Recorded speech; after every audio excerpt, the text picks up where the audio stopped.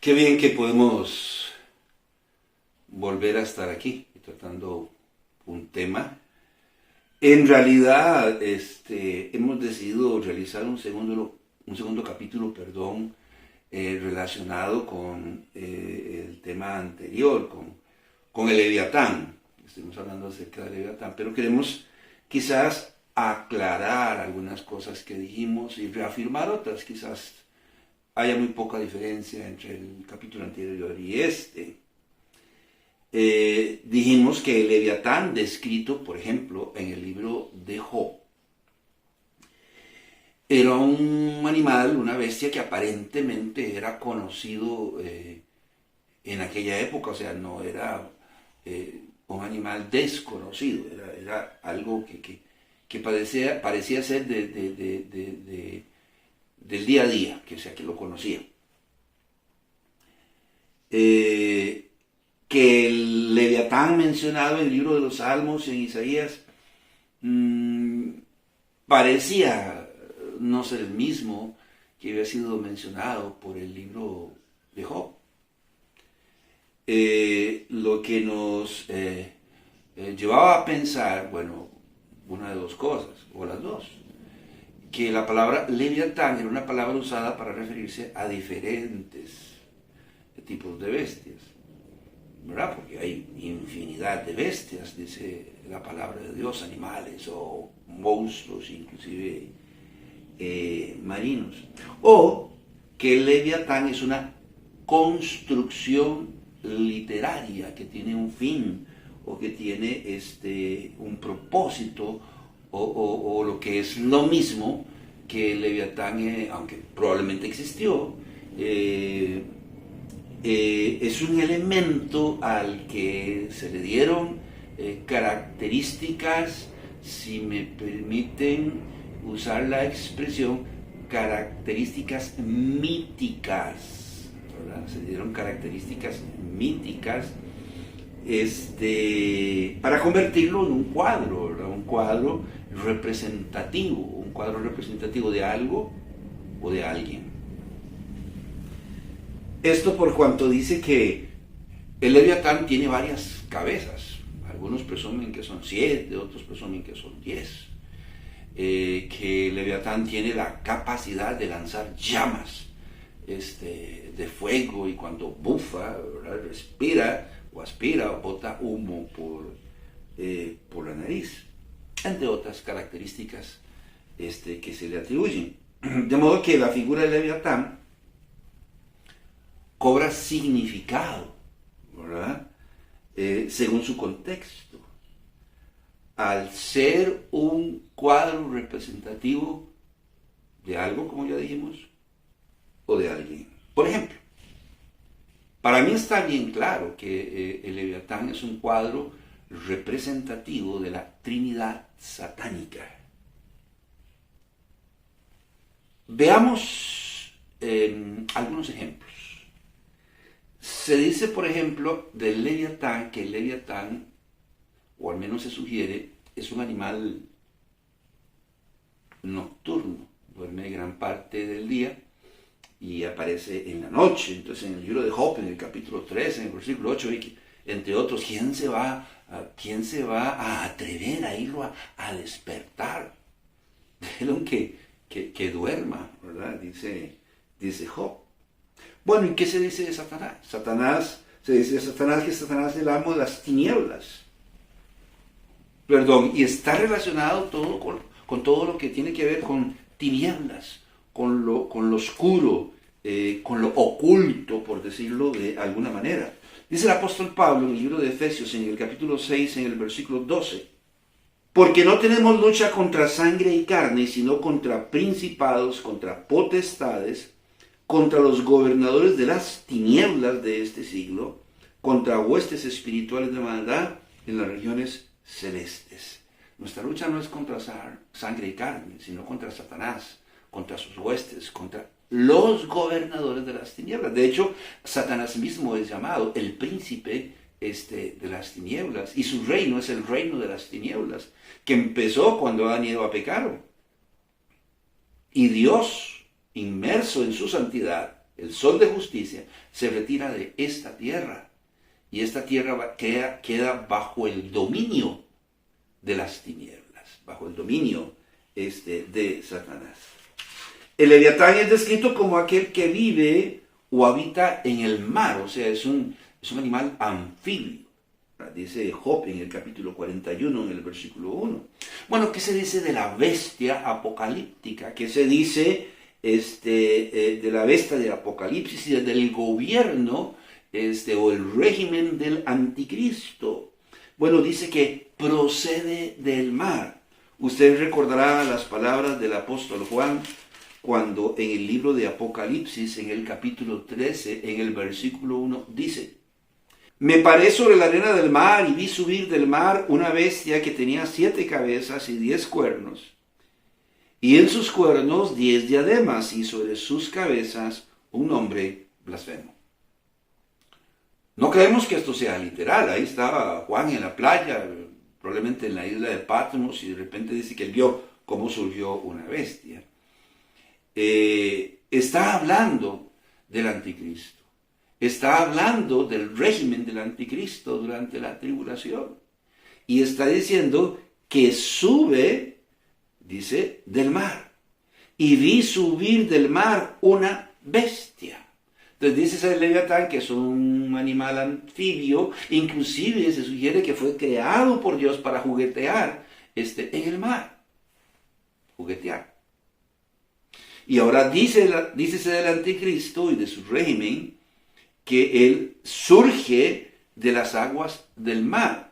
Si usted lee conmigo más adelante en el capítulo 17, en el versículo 15, la palabra de Dios dice: y me dijo también, las aguas que has visto donde la ramera se sienta son pueblos, muchedumbres, naciones y lenguas. El mar o las aguas en las Sagradas Escrituras, particularmente en el libro de Apocalipsis, representa a las naciones. Entonces el Leviatán se mueve sobre las olas del mar, y el anticristo y su régimen, su gobierno, surge del mar, o sea, de entre las naciones, y entre comillas, por la voluntad de las naciones. El Leviatán es descrito como un animal aterrador de fuertes mandíbulas y dientes prominentes, cuyo poder radica en su hocico, cuyo poder radica en su boca, ¿verdad? Es capaz de lanzar fuego, dice Job, y destruir todo en su entorno. Bueno, así es descrita la Trinidad satánica en el libro de Daniel, en el capítulo 7, en el versículo 7. Dice Daniel: después de esto miraba yo en las visiones de la noche, y aquí una cuarta bestia, espantosa y terrible, y en gran manera fuerte, la cual tenía unos dientes grandes de hierro, y devoraba y desmenuzaba, y las sobras hollaba con sus pies, y era muy diferente de todas las bestias que vi antes de ella, y tenía 10 cuernos. Aquí hay un sueño de por medio. Belsasar había tenido un sueño, y Daniel lo interpreta y le dice: bueno, tú en tu sueño veías 4 bestias, un león alado que representa Babilonia, una osa que está levantada más de un lado del otro, que básicamente representa a la Liga Medo-Persa, un leopardo alado de 4 cabezas, que representa a Grecia, a Alejandro Magno y a sus 4 generales, a la muerte de Alejandro, las 4 partes en las que se dividió el imperio griego. Pero de repente habla de una cuarta bestia, de la que no dice mucho, solo dice que es terrible, dice que es prácticamente indescriptible, que tiene unos dientes grandes de hierro y es muy agresiva, violenta y destructiva. Hablando no solo del Imperio Romano, pero hablando del futuro gobierno del anticristo en la tribulación. Satanás, por ejemplo, hablando de la Trinidad satánica, es el padre de la mentira. Según el Señor Jesucristo en San Juan, en el capítulo 8, en el versículo 44, cuando Él dice, vosotros sois de vuestro padre el diablo. Y dice de Satanás que es el padre de mentira. En 2 de Corintios, en el capítulo 11, en el versículo 3, dícese de Satanás, pero temo que como la serpiente con su astucia engañó a Eva, vuestros sentidos sean de alguna manera extraviados de la sincera fidelidad a Cristo. ¿Dónde radica entonces, según la palabra de Dios, el poder del Leviatán? En su hocico, en su boca, en su garganta, si se quiere, porque es capaz de lanzar fuego por su boca. Donde radica en gran parte el poder de la Trinidad satánica, donde radica el poder de Satanás, del anticristo o del falso profeta, en su boca. Y está diciendo aquí, en 2 de Corintios, en el capítulo 11, en el versículo 3, hablando de Satanás como la serpiente con su astucia engañó a Eva.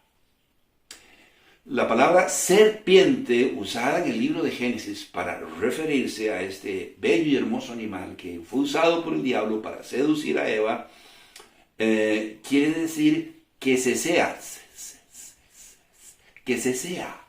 ¿verdad? Alguna vez dijimos que Satanás, cuando trata de seducirnos, no nos grita.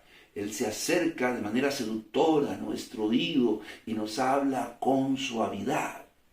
La palabra serpiente quiere decir que es un ser con mucha astucia, con mucha labia, ¿verdad? Que es una experta en seducción, en pocas palabras.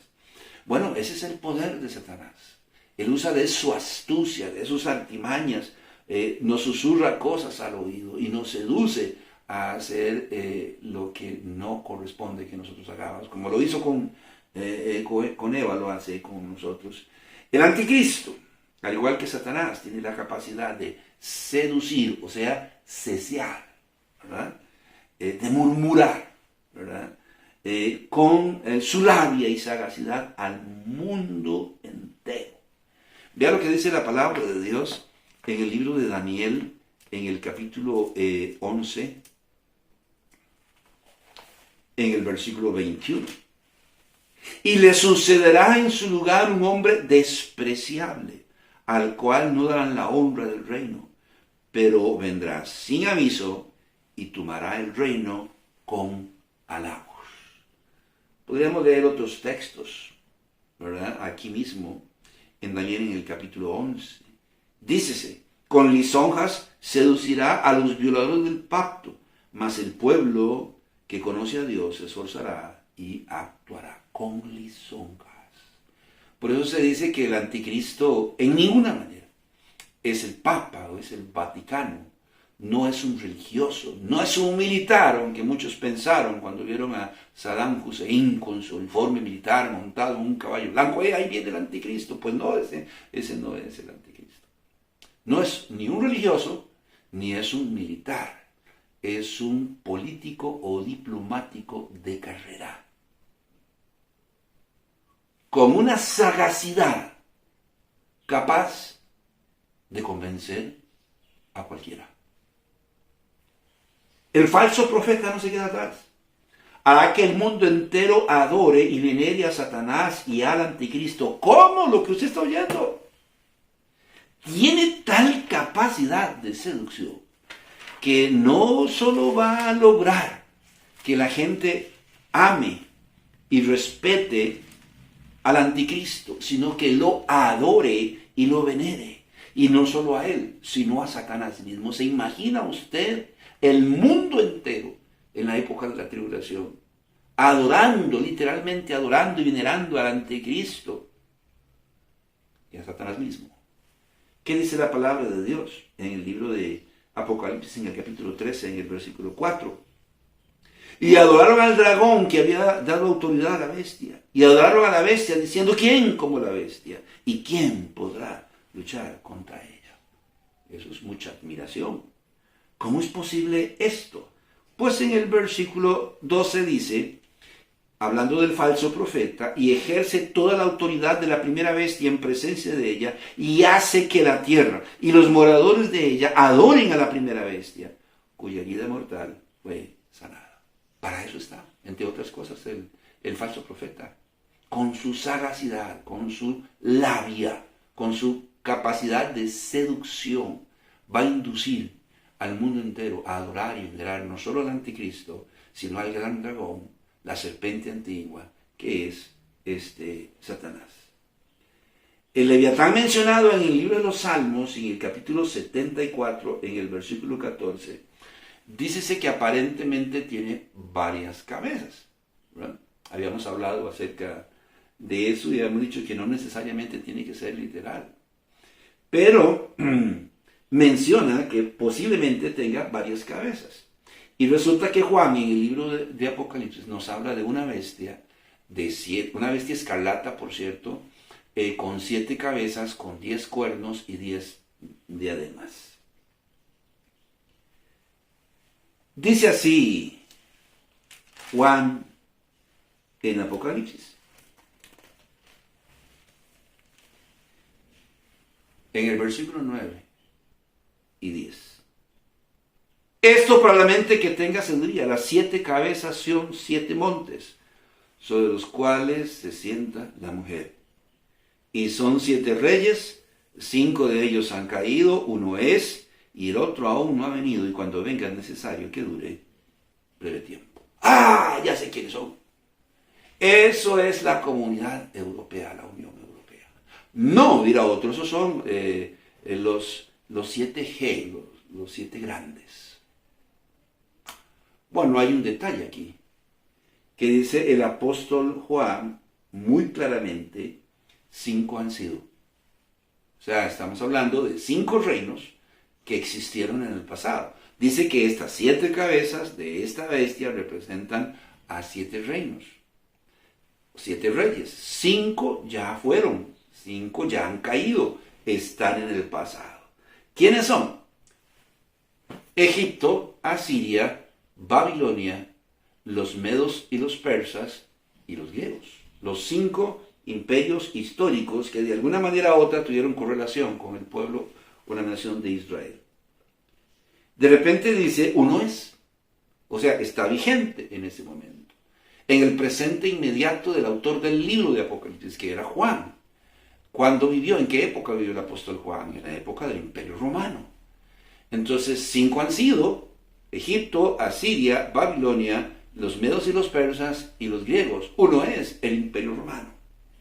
Y de repente dice, aquí en el libro de Apocalipsis, y el otro, ¿verdad? Por decir el otro. Vea lo que está diciendo en el versículo 10. Y son 7 reyes, 5 de ellos han caído, uno es, y el otro aún no ha venido. Y cuando venga es necesario que dure breve tiempo. Entonces dice que el séptimo no ha venido, no ha gobernado. De modo que no puede ser la Comunidad Europea o la Unión Europea, de modo que no pueden ser los 7 grandes o los 7G. Porque 5 ya fueron. Uno es en el presente de Juan, que era Roma, para nosotros ya también pasó. Y el otro, dice, aún no ha recibido reino. Y cuando venga es necesario que dure breve tiempo. ¿Quién es esta séptima cabeza? Dice aquí, en Apocalipsis, en el capítulo 17, en el versículo 12 y 13.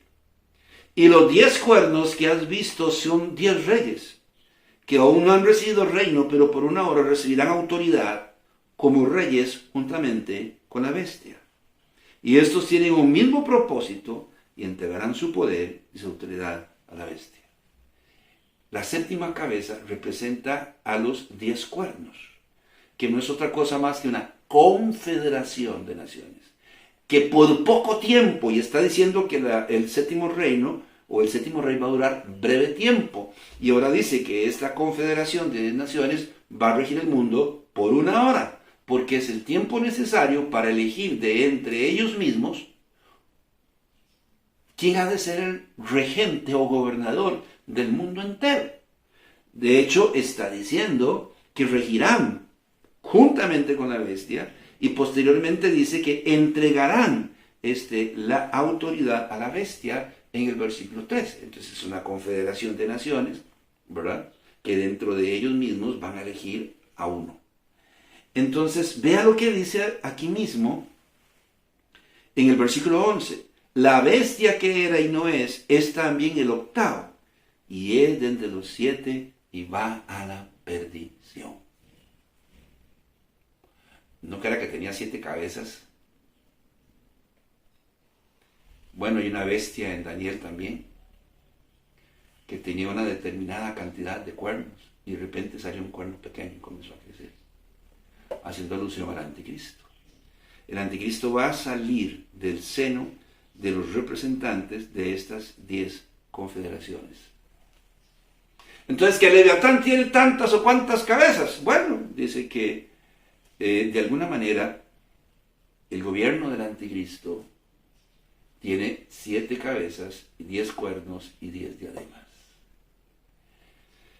¿Qué quiere decir esto? Que el misterio del gobierno del anticristo empezó con Babilonia. Con Nabucodonosor comenzó a fraguarse, y se ha ido fraguando a través de las décadas, a través de los años. Se ha ido fraguando a través de los medos y los persas y los griegos, a través del imperio romano. Todo ha venido siendo preparado para el advenimiento del anticristo y el establecimiento de su régimen aquí en la tierra.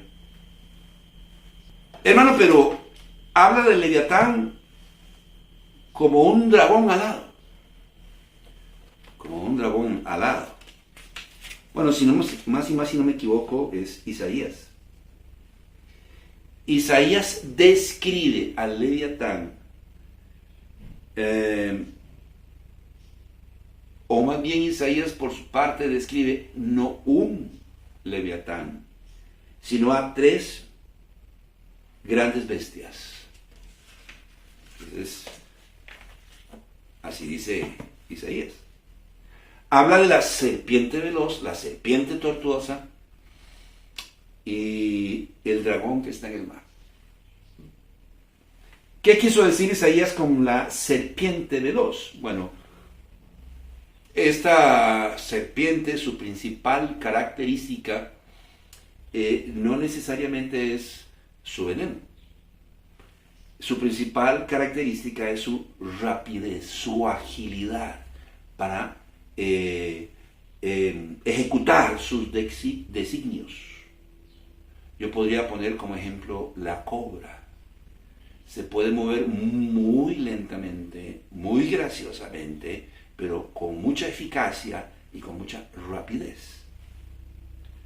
O la mamba negra, que se cree que es una de las serpientes más letales y más rápidas.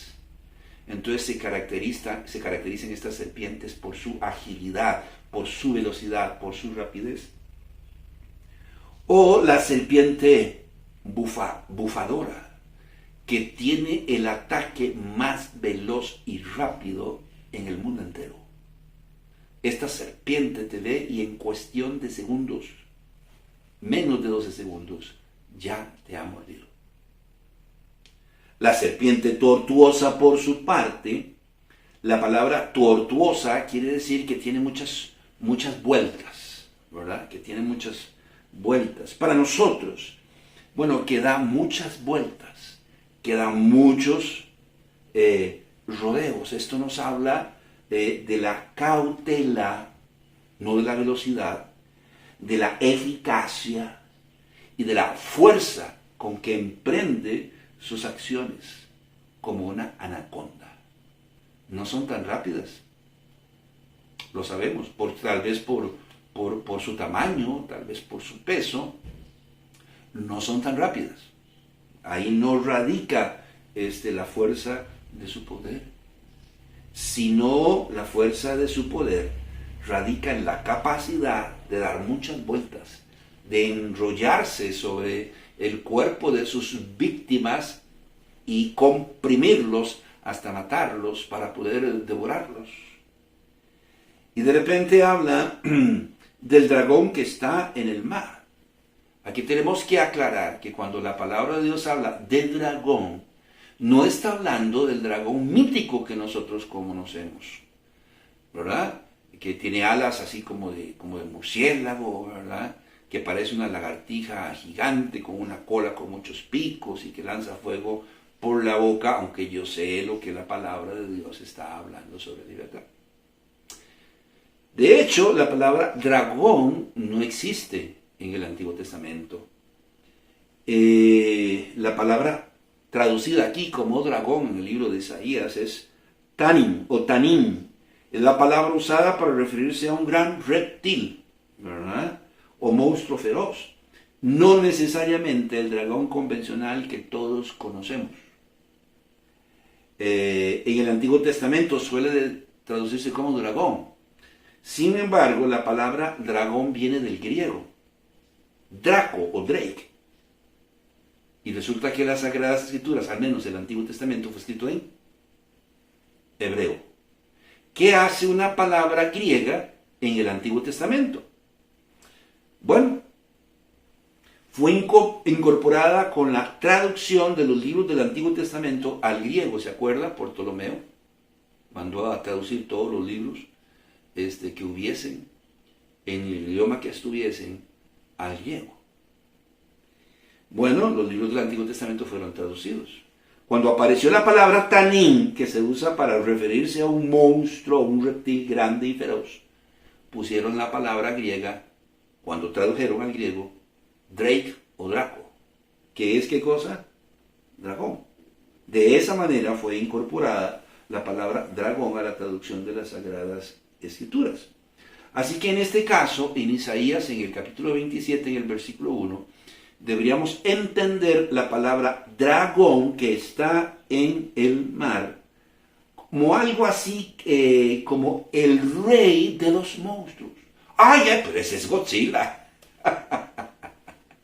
No es Godzilla. Es un monstruo nada más. Es el término usado, dragón, para referirse a tanim o tanim, un monstruo que está en el mar.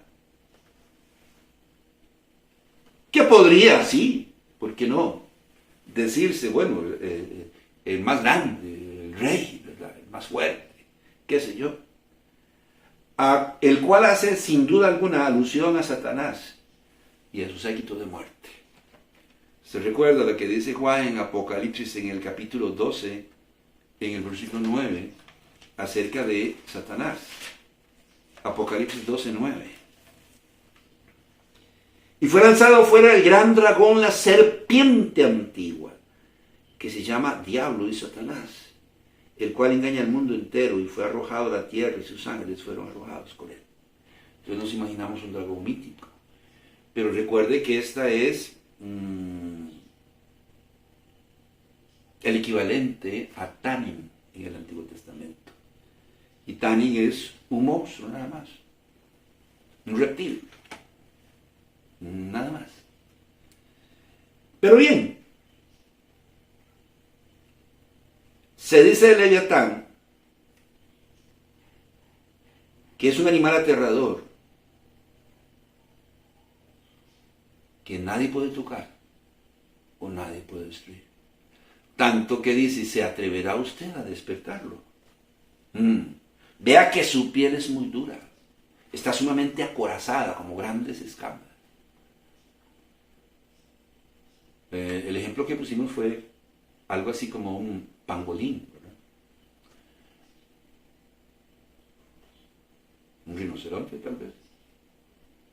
Está acorazado. ¿Va a atreverse usted a irlo a a despertar con sus lanzas, con sus arpones. No, es un animal terrorífico. Nadie puede hacerle daño. Nosotros sabemos que nadie podrá hacerle daño a Satanás.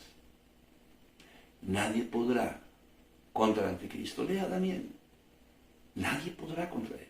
Él va a arrasar con todos. Nadie va a poder oponerse a él. Pero un día, el Señor va a tomar a Satanás, al anticristo y al falso profeta, y los lanzará al lago de fuego por una eternidad. El único, según las Sagradas Escrituras, que puede detener a Satanás, que puede detener al anticristo y a sus embates, es el Señor. Apocalipsis capítulo 19, versículo 20. Y la bestia fue atrapada, y con ella el falso profeta, que había hecho delante de ella las señales con las cuales había engañado a los que recibieron la marca de la bestia y habían adorado su imagen. Estos dos fueron lanzados vivos dentro de un lago de fuego que arde con azufre. Esto es en Armagedón. Después de la batalla de Armagedón, en la tribulación. Ahora todo el mundo dice, todos los que quieren llamar la atención están diciendo, ya viene la Tercera Guerra Mundial, ya viene el Armagedón. Vea que Irán dijo que si Israel no desiste de sus ataques a la franja de Palestina, bueno, le da 72 horas y que los va a destruir. Viene la Tercera Guerra Mundial. Lo mismo lo hicieron con Rusia y Ucrania. ¿Viene Armagedón? No. Armagedón es al final de la tribulación. Y cuando se dé Armagedón, el anticristo va a propiciar esa guerra. Y dice, la va a perder. Y él y el falso profeta serán tomados y lanzados vivos al lago de fuego. Capítulo 20, versículo 10. Y el diablo que los engañaba fue lanzado en el lago de fuego y azufre, donde estaban la bestia y el falso profeta, y serán atormentados día y noche por los siglos de los siglos. Inclusive se dice, con todo esto que está pasando con Rusia y Ucrania y lo que está pasando con la franja de Gaza, Israel, dice, es Gog y Magog. Esta es la batalla de Gog y Magog. Pero la batalla de Gog y Magog es al final de los tiempos. Después del milenio, recuerde que Satanás será atado por 1000 años y después de esos 1000 años será desatado y va a reunir a las naciones del mundo para atacar Jerusalén. Gog y Magog. Y va a usar la Confederación Norte para atacarlos, para oponerse al Cordero. Esta vez no hay batalla ni nada. De Dios descenderá fuego del cielo, los consumirá todos, toma a Satanás y los manda al lago de fuego, donde está el anticristo y el falso profeta. Nadie puede tocar a Leviatán, nadie puede tocar a Satanás ni al anticristo. El único que puede hacerlo es el Señor. No sabemos con certeza, en dado caso, cómo era el Leviatán, porque de repente es como descrito de una manera en Job, y después de otra manera, bueno, en Job también 41, en el libro de los Salmos, y definitivamente Isaías describe 3 monstruos, ¿verdad? Entonces, será importante poder decir, no, es que el Leviatán es un hipopótamo. Otro dirá, no, es un rinoceronte, porque dice que está acorazado. No, es un pangolín gigante que ya fue extinto. Y todo el mundo está peleando por determinar cómo es el Leviatán. No sabemos realmente con certeza cómo era. Yo digo que puede ser un gran hipopótamo. Ese fue el propósito de mencionarlo en el capítulo 1. Crear un poco de expectativa. Puede ser un gran hipopótamo, algún rinoceronte, tal vez un rinoceronte ya extinto, un gran cocodrilo. Escuché a un pastor, no, cocodrilo no es. Es un dragón mítico que echa fuego y tiene 7 cabezas.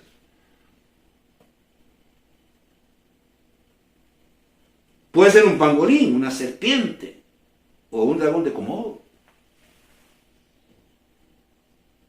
Un animal tal vez ya extinto.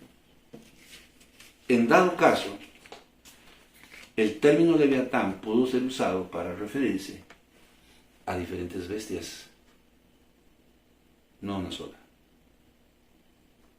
Lo realmente importante es que los relatos del Leviatán son una construcción literaria, donde se le dan ciertas características míticas. No existe un animal. como un dragón, como un Drake o Draco, ¿verdad? Que sale volando, que bota fuego, que lo monta una joven muy bonita. Tal cosa no existe. Es una construcción literaria a la que se le dieron características míticas para crear un cuadro representativo y ayudarnos a nosotros a entender cómo trabaja la Trinidad satánica. Un cuadro que nos permite entender y comprender la arrogancia, monstruosidad y letalidad de Satanás y de su séquito. Sumamente inteligente, sumamente audaz, seductor, lascivo, poderoso, capaz de destruir todas las cosas. No nos quememos la cabeza tratando de entender si tenía 6 patas, si tenía 4 patas, tal vez no tenía patas, si tenía 2 alas o 4 alas, o 20 cabezas.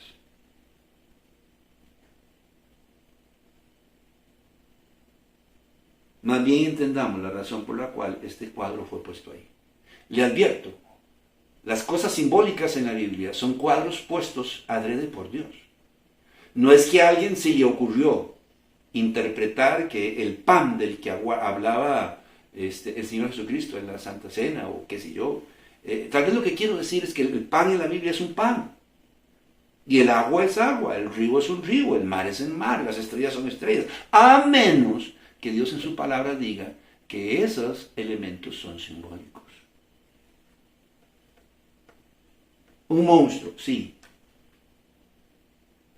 El Leviatán es un monstruo, sí. Satanás es monstruoso. El anticristo es monstruoso. El falso profeta es monstruoso. ¿Cómo es que algo tan monstruoso puede ser amado, respetado, adorado y venerado? Hay personas que no pueden ver una cucaracha, nomás la sienten y no pueden ver una serpiente. ¿Cómo es entonces que un monstruo así va a engañar a cualquiera?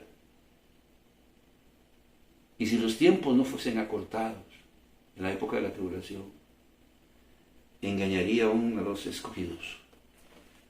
Mateo 24. Alguna vez hicimos una especie de censo, encuesta en una comunidad.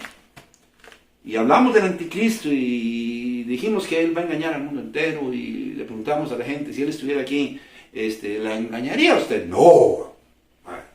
Yo conozco las Sagradas Escrituras. ¿Cómo cree usted que me va a engañar? A mí no me va a engañar. ¿Qué dice la palabra de Dios en Mateo, en el capítulo 24, en el versículo 24? Porque se levantarán falsos cristos y falsos profetas, y harán grandes señales y prodigios, de tal manera que engañarán, si fuese posible, aún a los escogidos. ¿Quiénes son los escogidos? Los 144,000. ¡Wow! Y si tiene la monstruosa capacidad de seducir inclusive a los escogidos, a los 144,000, ¿cuánto más a nosotros?